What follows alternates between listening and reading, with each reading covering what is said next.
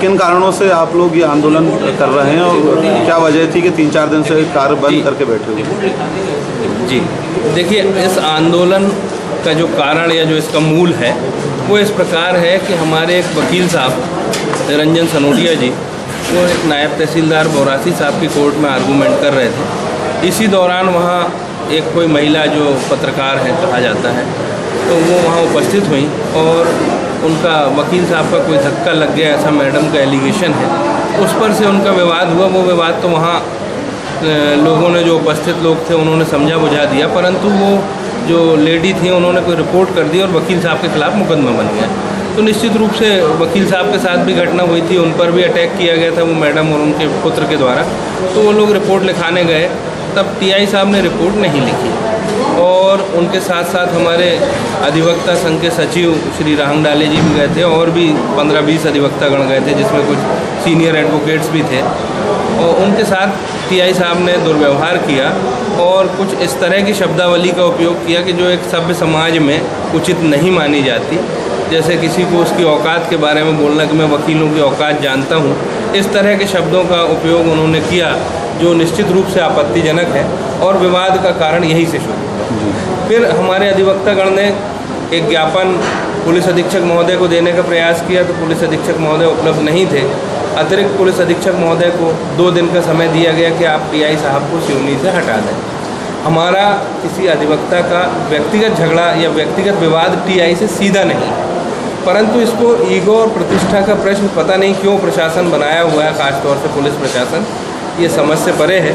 जैसा कि अभी हमारे अध्यक्ष महोदय ने बताया कि आज ये निर्णय लिया गया है कि हम अपने स्तर पर तो जो अधिवक्ता संघ कर रही है कार्रवाई वो करेंगे, साथ ही साथ अब हम इसको राजनीतिक ढंग से भी उठाएंगे और सारे राजनीतिक दलों से संबंधित जो लोग हैं वो भी इस संबंध में हम अनुरोध करेंगे कि वे भी इस दिशा में कार्य करें, क्योंकि अधिवक्ता, जैसा कि बताया गया, कि आम लोगों को न्याय दिलाने का काम करता है।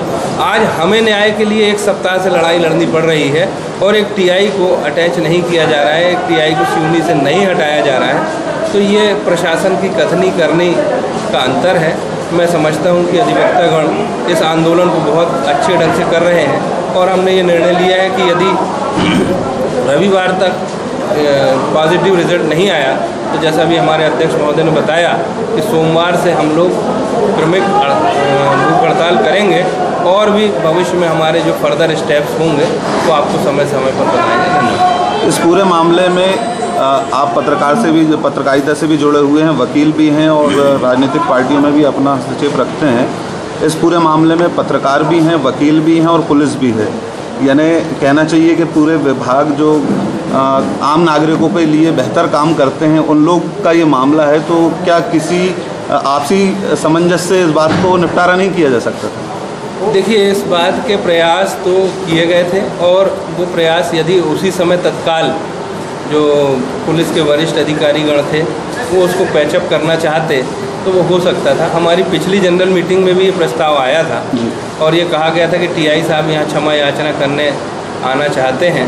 तो अधिवक्ता संघ के सभी सम्मानीय सदस्यों ने एक मतेन ये निर्णय लिया कि टीआई साहब को ऐसा अधिकार नहीं है कि अपने थाने में वकीलों का अपमान करें और यहाँ आकर के माफ़ी मांगें।